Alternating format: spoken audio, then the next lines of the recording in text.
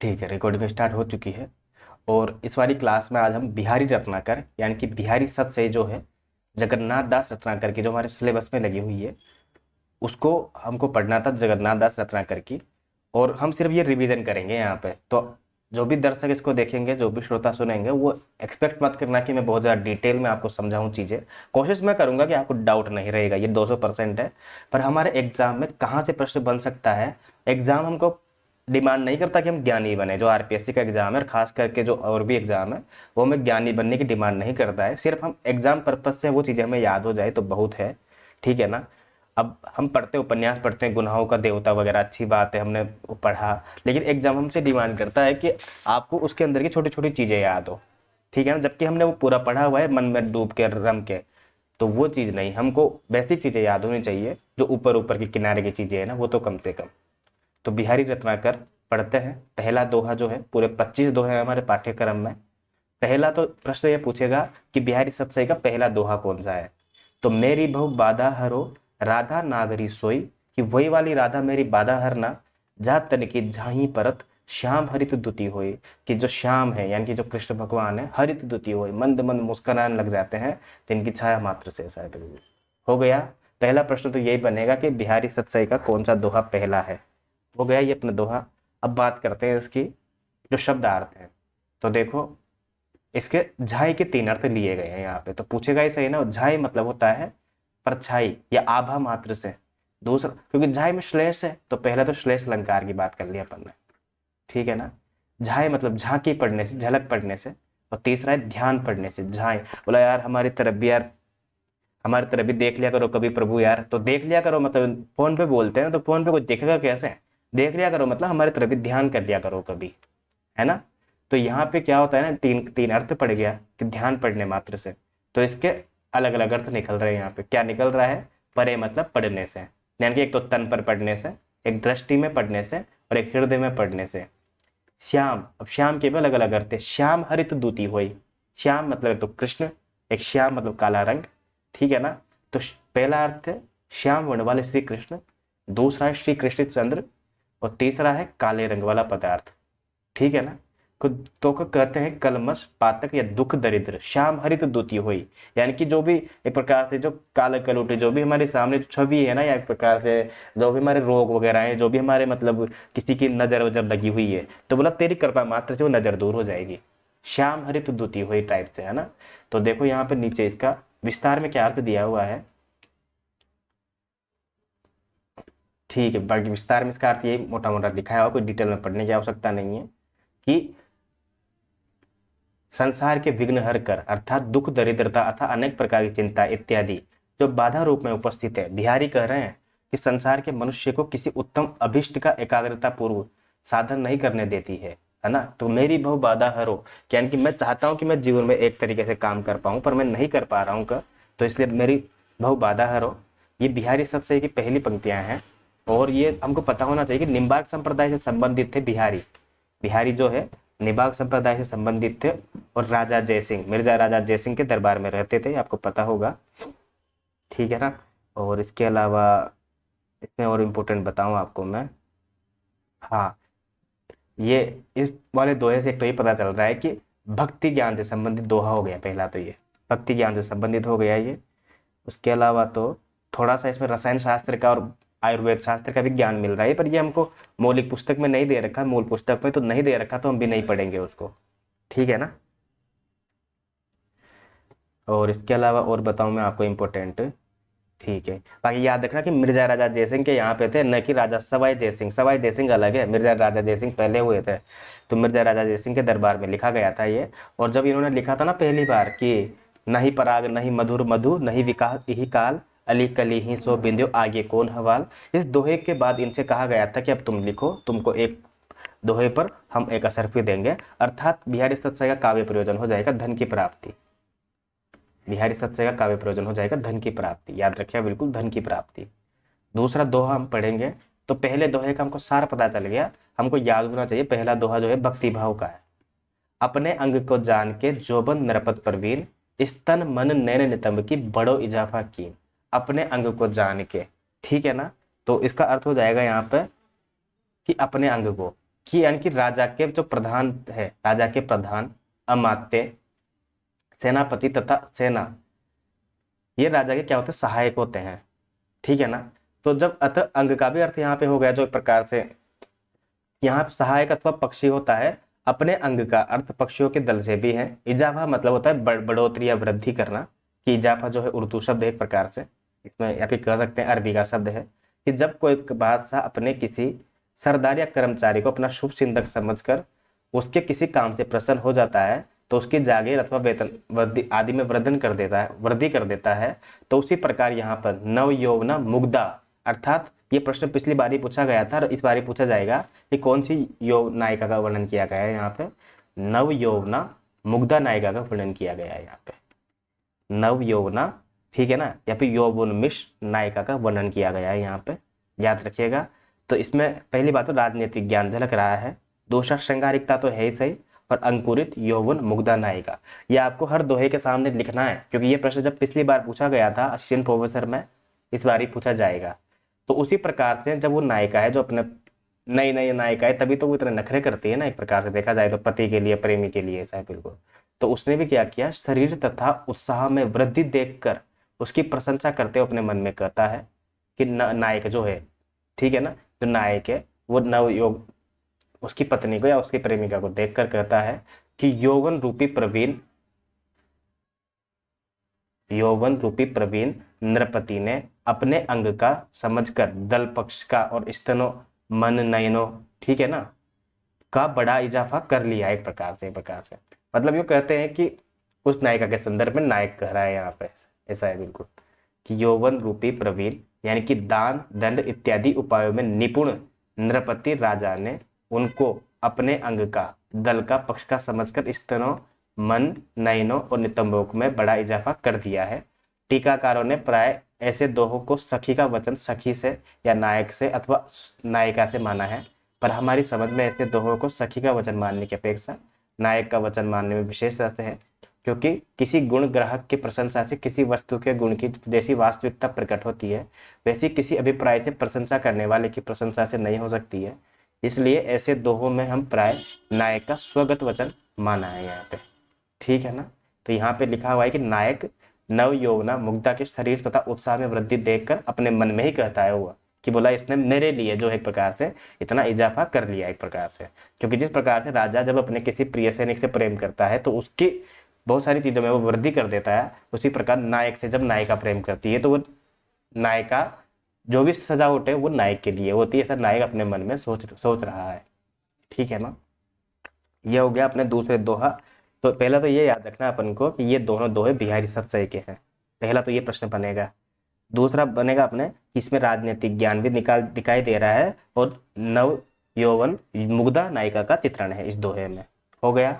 तीसरा हो जाएगा दोहा, अरते टरत न बर परे, मतलब एक प्रकार से इधर से टलती नहीं, एक प्रकार से वो कहते हैं ना कि कंगन के नग के परछाई वाते सबे सुख भूलत गही कर टेकी रही पर टारत नाई, मतलब हाथ पे ही जो भगवान अपने हाथ में जब देख रही सीता जी कंगन के नग में, तो वो बस स्तंभ हो गई है वहां पे, एक प्रकार से देखा जाए तो वो स्तब्ध होके बस देख रही है, जड़ होके, जड़ भी कर सकते हैं उसको, ऐसा स्तब्ध तो चलो झटका लगता है ना तब होते हैं स्तब्ध तो अरते टरत न भर परे दही मरक मनु मैन होड़ा होड़ी बढ़ चले चित चतुराई नैन, ठीक है, वही वाली बात है यहाँ पे भी कि नव यौवना नायिका की शोभा से रीझ कर नायक उसकी प्रशंसा करता हुआ अपने मन में कहता है, अर्थात फिर से नायक का स्वगत कथन है कि किसी भी बात से, अरे मतलब आड़ी आड़ी करना मतलब जिद करना, कि किसी बात से निमित्त हट पूर्वक डट जाना, ठीक है ना।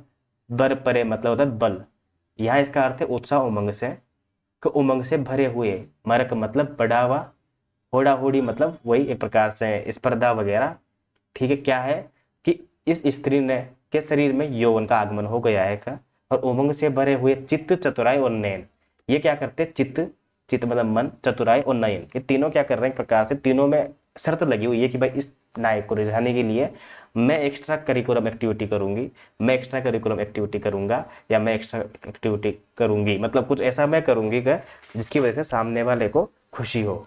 तो हट से नहीं हटते, चित्त भी चतुराई भी और नयन भी, होड़ा होड़ी लगे हुए हैं, मानो मदन से, यानी कि मदन मतलब कामदेव ने इन्हें बढ़ावा दे रखा हो, ऐसा है बिल्कुल। तो तीनों के तीनों एक प्रकार से प्रिय को खुश करने के लिए बढ़ रहे हैं, होड़ा होड़ी लगी हुई है इसमें, है ना। मनु मतलब उत्प्रेक्षा अलंकारा वगैरह वगैरह हो जाएगा यहाँ पे, ठीक है ना। ये मोटा मोटा हो गया यहाँ पे। बाकी एक चीज़ में मैं तो डाउनलोड लगा देता हूँ, तब तक वो फिर उसके बाद में बताऊंगा उसका अर्थ आपको। बिहारी,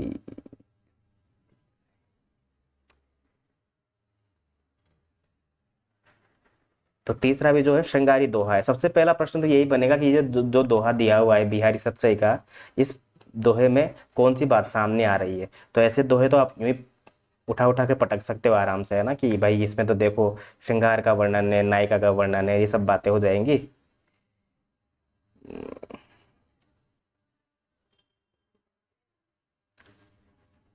नीति नीति,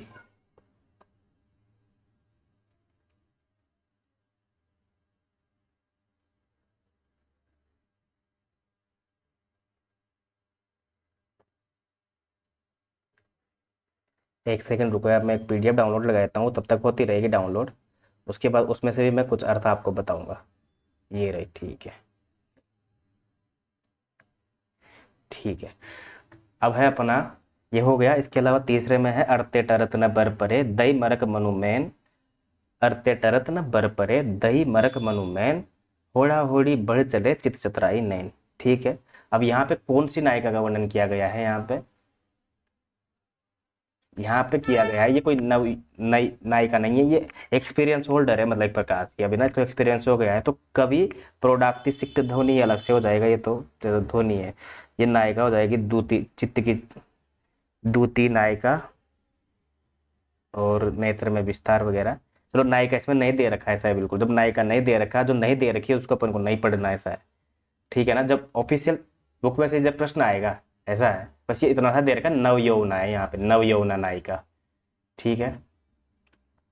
चौथा देखो आप, ओरे ओप कनी निकनु गनी घनी सिरताज, मनी धनी के नेह की बनी छटी पटलाज, बनी छनी पटलाज, ठीक है ना। ओरे ओप, है ना, कि कुछ और ही ओप वाली, ये समस्त कनी निकनु, अर्थ पूछ लेगा इसका, बिल्कुल ऐसा है, बिल्कुल बोला इसका अर्थ बताओ, ऐसा है। अब पूछेगा ही सही, फिर से हम जब एग्जाम दोगे आप फिर से, तो वो जैसे अपन ने पढ़ा था ना कवि कोकिल हु की, और हमने पढ़ा था कि वाल्मीकि आएगा, इसका आंसर ही एग्जाम में पूछा जाएगा। तो मैं नहीं करा, कोई नई बात थी। तो उसी प्रकार इसका अर्थ ही पूछेगा वो, आंख की पुतली। इस बार ही पूछा था ना शायद, कनी निकनु का अर्थ, जहां तक मुझे याद आ रहा है ये अर्थ पूछ सकता है। तो ओरे ओप कनी निकनु गनी घनी सिरताज, मनी धनी के नेह की बनी छनी पटलाज, की आंखों की पुतली कनी निकनु। तो कनी निका शब्द के संबंध कारक का बहुवचनांत है। अब यहाँ अर्थ दिया हुआ है नीचे कि नव यौवन मुग्धा की आंखों की पुतलियों में यौवन का आगमन के कारण विलक्षण प्रभा तथा लज्जा का संचार हो गया है, और उसकी सखी उसके हृदय में उत्साह बढ़ाने के निमित्त करती है।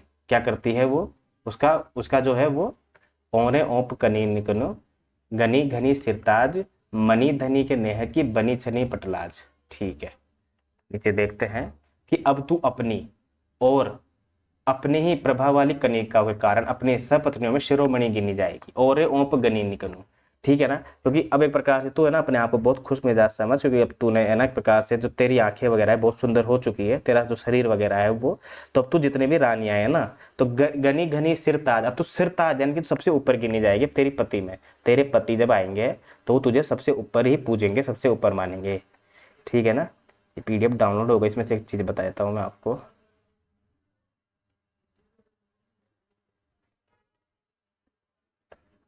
हाँ ये हो गया, तीसरा हो गया। अब ये जो पीडीएफ है ना, ये ओरिजिनल पीडीएफ है।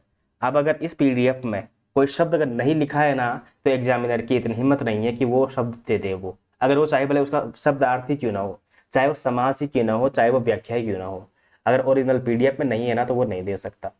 तो ओरे ओप कनी निकनू गनी घनी सिरताज, ठीक है ना।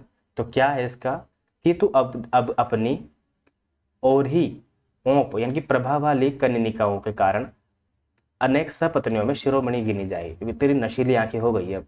क्योंकि ये जो तेरी कनिका है ना, लज्जा रूपी पट में छिपी हुई है, पति के स्नेह के यानी कि पति के स्नेह को तेरी ओर आकर्षित करने वाली मणियां बन गई है। जो तेरे तेरे मोटे मोटी आंखें हैं एक प्रकार से, ये तेरे पति को आकर्षित करती है। अब तू सबसे ज्यादा प्रभावित करेगी उसको सभी पत्नियों में। तो याद रखना तू। तो ये देखो ना, यहाँ लिखा हुआ है ना ये कि मणि, मणि मतलब एक प्रकार से हो गया मणि, ठीक है ना। और धनी के नेह की बनी छनी पटलाद। अब तू मणि, धनी मतलब होता है, धनी मतलब धनवान नहीं है, धनी मतलब एक प्रकार से अर्थ होता है यहाँ पे धनी, मेरे घर का धनी मेरे वेट कर रहा होगा, यानी कि घर का स्वामी, पति, ठीक है। तो अब देखो यहाँ पे अर्थ क्या दिया हुआ है इसका नीचे, कि मणि मतलब एक प्रकार से मणि, हीरा नीलम, जिस प्रकार से धनवान आदमी अपने उसकी रखवाली करता है ना, वो मणियों को एकदम संभाल के रखता है, उसी प्रकार अब तू भी तेरे पति की सबसे प्रेमी होगी एक प्रकार से। धनी मतलब प्रभु, स्वामी अथवा पति। तो ये इसका मोटा मोटा अर्थ तो श्रृंगार के संदर्भ में निकल रहा है, ये याद रखना आप। बाकी और तो कोई, छनी मतलब छिपी हुई हो ही गया, ठीक है। बाकी तो ये उसकी आंखों की प्रशंसा यहाँ पे की जा रही है मोटा मोटा। बाकी एक बार पीडीएफ में भी देख लेता हूँ मैं,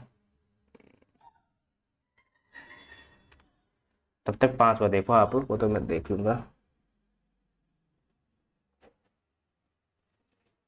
ठीक है। इसमें भी वही दे रखा है, अर्थ दे रखा है बस एक एक का, घनी घनी, ठीक है ना। एक बार एक घनी का अर्थ बता देता हूँ मैं आपको, रुको एक सेकेंड।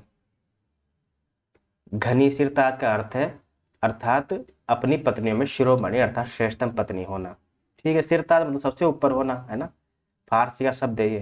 तो एक प्रकार से विशेषता हो गई ये भी बिहारी सतसई की, कि बिहारी सतसई जो है कहीं ना कहीं उसमें अरबी फारसी के शब्दों का भी इस्तेमाल हुआ है, ठीक है।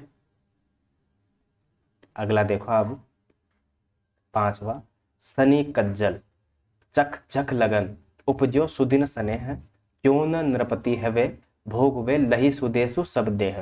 देखो भाई, ये है अपना एक प्रकार से ज्योतिष शास्त्र से संबंधित ज्ञान को प्रतिपादित करने वाला दोहा। तो पहले तो ये पूछा जाएगा निम्नलिखित दोहे के संदर्भ में कौन सा कथन गलत है। तो सबसे पहला तो ये ऑप्शन होगा कि ज्योतिष शास्त्र से संबंधित ग्रंथ है ये, बिल्कुल। ये जो दोहा है इसमें ज्योतिष शास्त्र संबंधित ज्ञान की हमको पता चलता है कि जो अपने बिहारी जी है उनमें ज्योतिष संबंधी ज्ञान भी भर भर के है।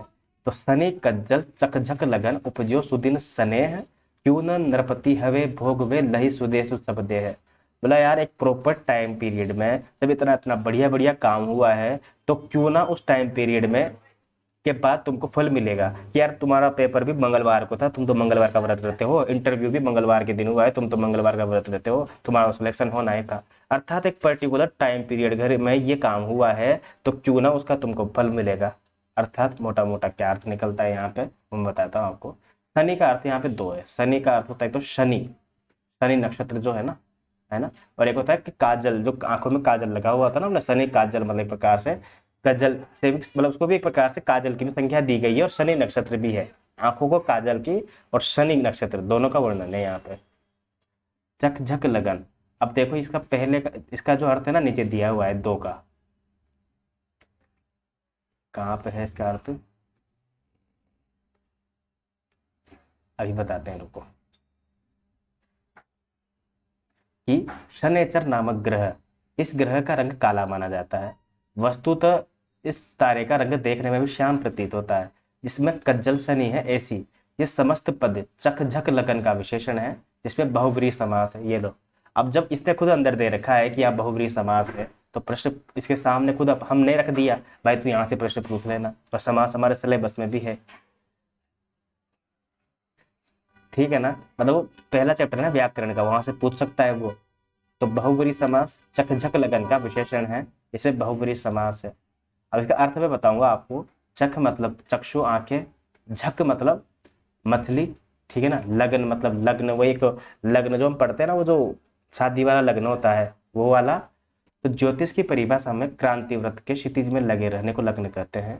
भारतीय ज्योतिषाचार्य के अनुसार सूर्य पृथ्वी की परिक्रमा करता है, उस परिक्रमा पथ को क्रांति व्रत कहते हैं। ये अपने काम का नहीं है, मैं भी इसका अर्थ बताता हूँ आपको मोटा मोटा।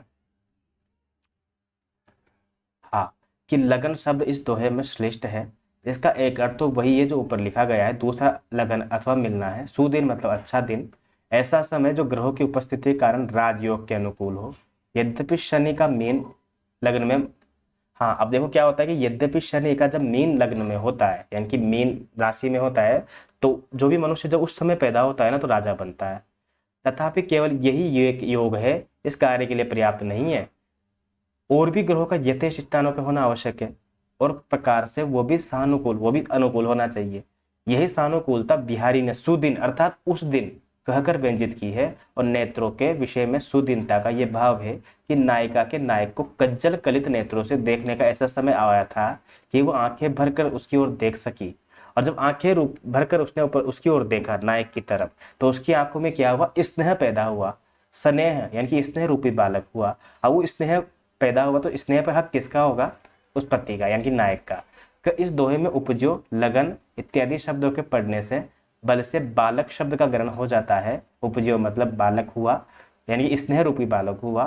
तो भोग वे, अब कौन भोग करेगा, यानी कि जो ऐसे नक्षत्र होंगे और राजा पैदा होगा तो उस पूरे संसार का एक प्रकार से भोग करेगा या राजपाट करेगा। उसी प्रकार से उस पर्टिकुलर घड़ी में जब स्नेह पैदा हुआ है तो उसको भी कौन भोग करेगा कि देश का सौष्ठव, उसका धन धान्य अथवा सानुकूल प्रजा से संपन्न होना इत्यादि है। और देह का सौष्ठव सुंदर युवा अथवा स्निग्ध होना है देह का। तो देह और देश दो अलग अलग चीजें हैं यहाँ पे श्लेष में। संपूर्ण देश का भोग करना और देह का भोग करना, तो देह का तो कौन करेगा, नायक, और देश का कौन करेगा, राजा। अर्थात किसी अवसर पर जब नायिका के कज्जल कलित नेत्रों से देखने से नायक के हृदय में स्नेह उत्पन्न हुआ, जिसने उसके सर्वांग पर अधिकार जमा लिया, उसकी इसी दशा का वर्णन करती हुई सखी बड़ी चतुराई के साथ नायिका प्रतीक करके उसको नायक से मिलाना चाहती है कि जिसमें कज्जल रूपी शनि है, स्थिति है, ऐसी चक रूपी यानी कि एकदम आंखें एकदम नशीली एक प्रकार मछली जैसी है ना, लग्न में है, और ऐसा शुभ दिन है नायक के हृदय में है ना, उत्पन्न स्नेह रूपी बालक सब देह रूपी सुदेश पाकर राजा बनकर क्यों न भोग करे। तो अर्थों में लो, एक तो एक तरफ स्त्री है, एक तरफ देश है, तो उस देश में जब ऐसी स्थिति पैदा होती है तब एक राजा उसमें राज करता है, और एक स्थिति है जब नायिका के अंदर स्नेह पैदा होता है तो नायक राज करता है। बस इतनी सी बात है कि इस दोहे में सखी नायक के स्नेह की व्यवस्था का वर्णन करती हुई वाक्य चातुरी द्वारा सुदेश शब्द के प्रयोग से उसका सुंदर, सुदेश मतलब संपूर्ण देश में, ठीक है ना, सुंदर और सुंदर देश में ये भी होता है, युवा इत्यादि होना तथा सब शब्द के प्रयोग से उसके सर्वांग पर स्नेह का आधिपत्य हो जाना व्यंजित करके नायिका के हृदय में रुचि उपजाना चाहती है। यह हो गया अपना यहाँ पे कि सनि कज्जल चक झक लगन उपजो सुदिन स्नेह, कि उस दिन, सुदिन मतलब उसी दिन स्नेह उत्पन्न हुआ जिस दिन ये सब स्थिति थी। आंखों में काजल लगाया हुआ था उसने, चकझक लगन, और जो उसकी आंखें थी वो भी झकते एकदम नशीली थी, मस्त थी। तो क्यों न नरपति ही भोग वे, तो क्यों न नरपति यानी कि राजा, यानी कि उसके शरीर का राजा कौन है, उसका पति, उसका नायक, लही सुदेश सब देह, तो वो एक प्रकार से पूरे देह पे राज करेगा, उसके पूरी नायिका पे अधिकार जो है वो नायक का होगा। कौन सी नायिका का वर्णन है यहाँ पे, वासक वज्जा, लेकिन दे ही नहीं रखा तो हमारे काम का नहीं है यहाँ पे, ठीक है। ज्योतिष विषय ज्ञान का पता चलता है, कभी भी इतनी गहरी व्याख्या इतनी गहराई में कभी भी नहीं पूछेगा। 200% लिख के ले लो आप, ये लिख कर ले लीजिए, मान के चलिए आप, सिर्फ इतना सा पूछेगा कि इस दोहे में जो है वो ज्योतिष शास्त्र का ज्ञान है। आपको पता होना चाहिए कि कौन से दोहे में किसका ज्ञान है, कौन से शब्द का श्लेष अर्थ में क्या निकल रहा है, कनी निकुनु का अर्थ पहले क्या था, पुतली, और इसमें क्या अर्थ निकल रहा है, ये याद रखना आप, ठीक है ना, मोटा मोटा। अगला है छठा दोहा अपना कि साल तीहे नटसाल सी क्यों हूँ निकसत नाही, मनमथ नेजा नोक सी खूबी खूबी जिए माही। अब देखो प्रश्न तो ऐसे बनेगा ना पूरे, अब 25 दोहे हैं तो 25 दोहे में 25 प्रश्न थोड़े बन जाएंगे, हर दोहा अपने आप में प्रश्न लेकर पैदा हुआ है कि साल तीहे नटसाल सी, ठीक है ना, कि चुभकर पीड़ा देती है। साल तीहे मतलब चुभकर, नटसाल मतलब बर्छी या बाण की तरह, कांटा जब चुभ जाता है ना, कोई बाण चुभ जाता है वैसे। मनमत नेजा नोक की, मनमत नेजा मतलब मनमत मतलब अर्थ पूछ लेगा, मनमत मतलब मन को मथने वाला, कामदेव, मनोज जिसे अपन कहते हैं, पंचाक्षर भी जिसे कहते हैं ना, 5 बाण वाला। तो क्या अर्थ निकल जाएगा इसका। और एक है यहाँ पे क्यों हूँ निकसत नाई, क्यों निकल क्यों नहीं रही है, सालती है नटसाल सी क्यों नहीं निकलती है, क्यों हूँ निकसत नाई, मनमत नेजा नोक सी, ऐसा लग रहा है कामदेव की जो नोके खूबी खूबी जिए माही। अब खूबी खूबी 2 बार आया है ना, अब खूबी खूबी में 2 बार आ गया तो कॉमन सेंस है, यमक अलंकार है, श्लेष नहीं होगा। ठीक है ना, श्लेष तो एक शब्द आए उसका 2 बार अलग अलग अर्थ निकले तब होता है। तो खूबी खूबी के 2 अर्थ याद रखो। खूबी खूबी जाए, खूबी मतलब कान में पहनने वाला एक आभूषण है ना, जो खूबी जाए यानी कि वो धसा जा रहा है। खूबी मतलब खूब अंदर तक चुभा हुआ है वो। तो पहले खूबी का अर्थ है कान का आभूषण, दूसरे खूबी का अर्थ है धसी हुई। ठीक है ना, कि खूबी हुए, खूबी पर रिझे हुए नायक का। खूबी मतलब वो जो कान का आभूषण है। पूछा जाएगा कि कान का आभूषण है, नाक का आभूषण है, कहाँ का आभूषण है। कि खूबी पर रिझे हुए नायक का, नायिका की किसी सखी अथवा दूती से मिलन की उत्कंठा से कहता है वो कि उसके कामदेव के भाले की नोक सी जो खूबी है ना, वो मेरे मन में धसी जा रही है। कैसा, वो जो कान में जो पहनी हुई है नोक, ठीक है ना, उसके भाले की नोक की खूबी जो है धसी जा रही है क्या, तो मेरे अंदर नटसाल सी खटक रही है एक प्रकार से, मतलब बाण की तरह चुभ रही है और किसी प्रकार निकलती नहीं है। वो कहता ना, बोला यार तेरे नाक की बाली पे मेरा दिल आ गया एक प्रकार से, कान की बाली को जो नाक की उस पे अला, उस प्रकार से। तो कान में पहनने का एक आभूषण है खूबी। अभी तो और भी आभूषण आएंगे, उनका भी उसे पता चलता है कि उसको आभूषणों का कितना ज्ञान था। ठीक है ना, तो ये मोटा मोटा अर्थ निकल रहा है इसका। सालती है नटसाल सी, उपमा अलंकार हो गया यहाँ पे। मनमथ मतलब कामदेव, नेजा मतलब होता है भाला। ठीक है ना, कान का आभूषण मैंने बताए दिया। खूबी खूबी में यमक अलंकार है, याद रखना बिल्कुल। ठीक है ना, अगला हो जाएगा, जुगती जोन में मिल गई नेक न होत लखाए। अरे लखाए मतलब दिख नहीं रही, लक्षित नहीं हो रही है। सौंधे के डोरे लगी अली चली संग जाए। सौंधे मतलब सुगंध के साथ साथ जा रही है। बोला अब आप क्या करोगे, अब आपको कोई चीज दिखाई नहीं दे रही, घर में बने रसगुल्ले वगैरह या फिर कोई पकौड़ी वगैरह, आप जाओगे, अब आपको कमरे में थोड़े दिखाई दे गए, किससे पता चला, आपको खुशबू के सब सूंघते सूंघते चले जाओगे वहां पे। जरूरी नहीं रसोई में हो सकता है किसी दूसरे कमरे में हो, पहुंच जाओगे आप। किसके साथ, सुगंध के साथ। उसी प्रकार ये जो बिहारी की नायिका है ना, इतनी सुंदर है, इतनी गोरी है, इतनी गजब की पीले वर्ण की है, इतने ज्यादा ज्योत्सना में चमक रही है कि जो चांदनी की रोशनी में जैसे वो आए ना, तो चांदनी की सफेद रोशनी में मिलकर सफेद हो गए, दिखाई नहीं दे रही, खत्म बात, उजाले में। ठीक है ना, तो वो सखी कैसे जाएगी अब उसके साथ, उसकी सुगंध को क्योंकि वो पद्मिनी नायिका एकदम पीले वर्ण वाली एकदम, तो उसके सुगंध को सूंघती सूंघती जा रही है। ठीक है ना, कौन सी नायिका भी अपन पढ़ेंगे यहाँ पे, इसमें आएगा वो प्रश्न। तो इसका अर्थ तो समझ में आ गया ना आपको, कि जब मेरी दोस्त है उसके साथ मैं चल रही हूँ, लेकिन मेरी दोस्त तो इतनी खूबसूरत है, इतनी सुंदर है कि वो दिखाई नहीं दे रही है, तो मैं उसकी खुशबू के साथ साथ जा रही हूँ, क्योंकि उसने कहा है कि यार मेरे पति ने बुलाया है मुझे, मेरे नायक ने बुलाया है, तो तू भी चल। अब देखो क्या होता है यहाँ पे, कि शुक्ल अभिसारी नायिका। अब जाहिर सी बात है यार, जब चमक रही होगी तो शुक्ल वाला ही चांद निकलेगा, कृष्ण अभिसारी था तो काली हो जाएगी ना, अर्थात अमावस्या की तरफ जा रहा है। तो शुक्लाभिसारी नायिका की अंतरंगिनी सखियां उसके शरीर की गोराई यानी कि उसके शरीर की सुगंध का वर्णन करते हुए कहती है कि देखो ये युवती तो अपनी गोर दूती के कारण चांदनी में कैसे मिल गई है, अब तो दिख ही नहीं रही है, लक्षित नहीं हो रही है। अतः उसको दृष्टि द्वारा लक्षित करके उसके संग चलना असंभव है। पर अली, अली मतलब भ्रमर, और एक सखी, दो अर्थ निकल रहा है। सुगंध की डोरे से लगी हुई उसके साथ चल रही है, उसकी सखी जो है उसके साथ चल रही है, उसकी सुगंध को सूंघती सूंघती हुई। अर्थ समझ में आ गया होगा आपको। ठीक है ना, इसमें क्या क्या इंपॉर्टेंट था, शुक्लाभिसारी नायिका का वर्णन है, बस इतना इंपॉर्टेंट है, बस शुक्लाभिसारी का, और अली का अर्थ हो जाएगा दो। ठीक है ना, अगला हो जाएगा अपना कौन सा, 8वां दोहा।